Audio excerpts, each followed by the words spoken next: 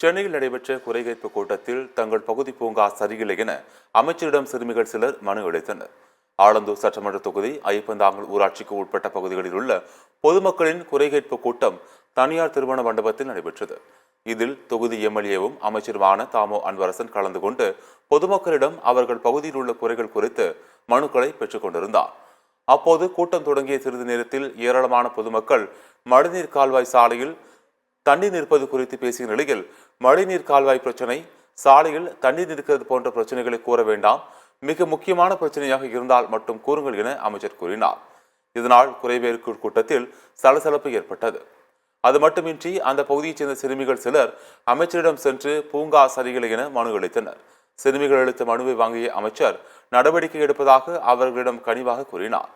சிறுவர்கள் முதல் பெரியவர்கள் வரை கொடுத்த கோரிக்கை மனுவை பெற்றுக்கொண்ட அமைச்சர் ஒரு சில பிரச்சனைகளை கூறக்கூடாது என கூறியது பொதுமக்கள் மத்தியில் சிறிய அதிருப்தியை ஏற்படுத்தியது.